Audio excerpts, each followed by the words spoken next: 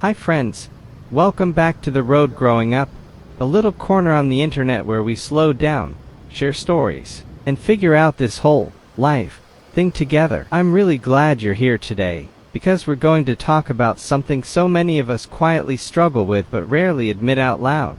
Why do we sometimes lose confidence even in the very places where we know we can do well? Have you ever been in a meeting, knowing you had a great idea, but the moment it was your turn to speak, your voice got smaller? Or maybe you walked into a social gathering, fully aware you had the skills and personality to connect, but suddenly it felt like all your words disappeared. It's strange, isn't it? This isn't about lacking ability. You know you can do it, but somehow, in the moment, your confidence feels like it just walks out the door before you do. Today, I want to explore why that happens, how it affects the way we live, more importantly, what we can actually do about it.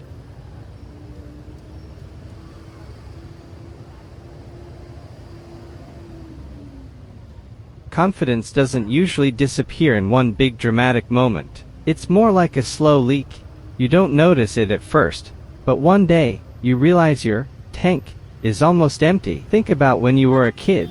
Many of us had no problem raising our hands in class, singing loudly in front of family, or walking up to someone new and saying hi. We didn't overthink if our words were perfect, or if our shirt matched our shoes. We just did it. But somewhere along the way, small experiences start to chip away at that natural boldness. Maybe you shared an idea once, and someone laughed. Maybe you made a mistake at work, and it got pointed out in front of others. Or maybe you were simply ignored when you tried to contribute. One moment like that doesn't destroy confidence, but when they repeat, they leave little cracks. And over time, you start telling yourself, maybe it's safer to stay quiet. Maybe I shouldn't try.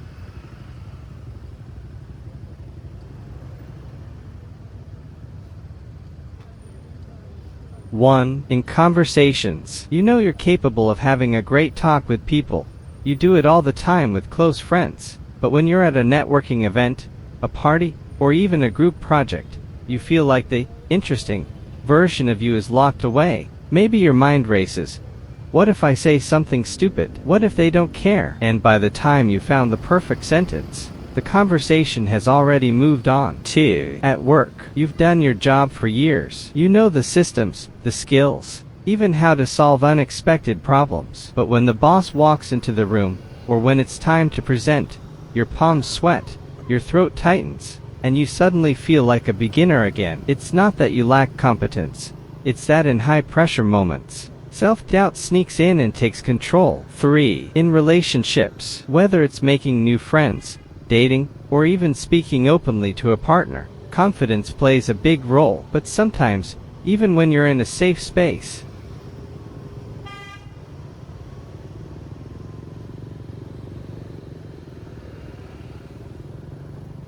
there are a few psychological and emotional reasons why confidence disappears even when ability is present. Past negative experiences. Our brains remember moments of embarrassment or failure more strongly than moments of success. This is called the negativity bias, and it can make us overestimate the risk of messing up again. Overthinking and perfectionism. You might believe you have to say or do things perfectly, and if you can't guarantee that, you'd rather stay silent. But perfectionism often kills momentum. Fear of judgment. Even if you know you're good at something, the possibility of someone disapproving can make you freeze. The fear of what they might think overshadows the reality of what you can do. Comparisons. When you see others who seem more confident, more skilled, or more charismatic, it's easy to feel like you're less than, even if that's not true.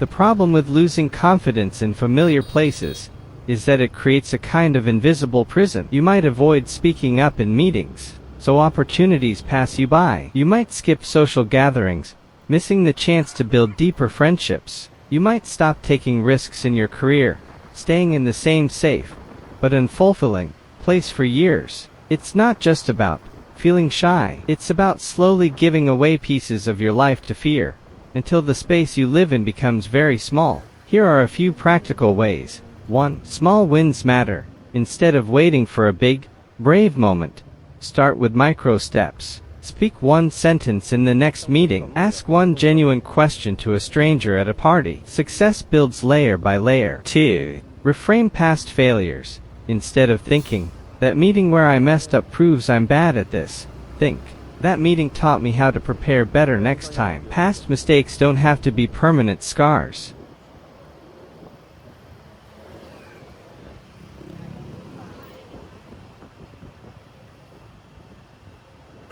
3. Shift focus outward. When you're nervous, you're usually thinking about yourself. How do I look? What if I fail? Shift your attention to the task or the person in front of you. Listen deeply. Ask questions. Being curious can reduce self-consciousness. 4. Practice in safe spaces. If speaking up is hard, try practicing in front of a trusted friend or recording yourself. Familiarity reduces fear. 5. Celebrate progress, not perfection. Confidence grows when you recognize small improvements, not just flawless performances. I've had moments where I completely froze in situations I should have handled with ease. Once, during a simple introduction round at a workshop, I forgot my own name for a second. Not because I didn't know it, but because my mind was spinning with thoughts like, do I sound confident enough? Do I look nervous? That tiny pause felt like a lifetime, and I laughed it off. But inside, I felt disappointed with myself.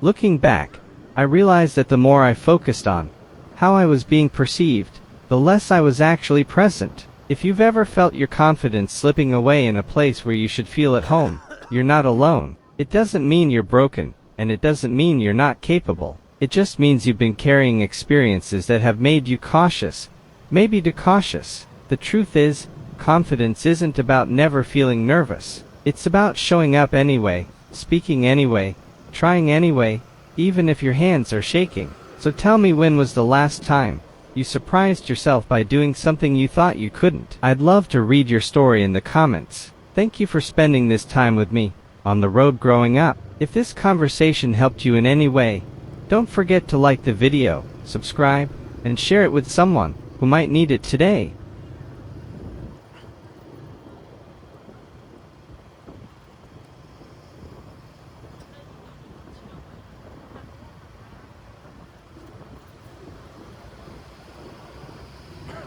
Đây được 1 triệu mà.